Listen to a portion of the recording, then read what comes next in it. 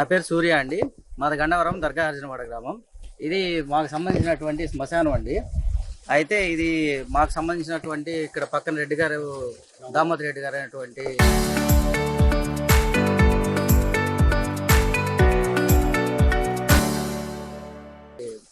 రెడ్డి గారు వచ్చేసి ఇతని పొలం, వాళ్ళ పొలం ఇది.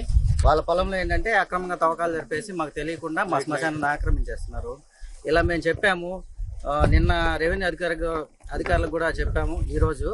అయితే వాళ్ళకి జేసీబీని 2 ట్రాక్టర్లు కూడా అప్పగించాము. కానీ వాళ్ళ వల్ల మాకు ఎటువంటి ప్రయోజనం లేదు, వాటిని వదిలేశారు.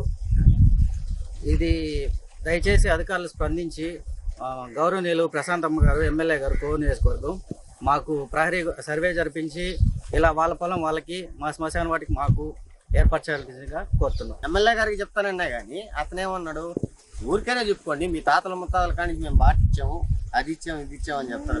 అయ్యా మీరు బాట ఇచ్చారు, ఇచ్చారు, మీ బాట కావాలంటే సిమెంట్ రోడ్ వేసి ఉంది, దాన్ని తవ్వు చేసుకోండి. మా శ్మశానం అయితే తవ్వేదానికి లేదు. ఆ శ్మశానం మేము చాలా అమృతంగా చూసుకుంటున్నాము. ఈ గవర్నమెంట్ వచ్చి మాకు పగరి కూడా కట్టేదానికి కూడా మేము సిద్ధంగా ఉన్నాము.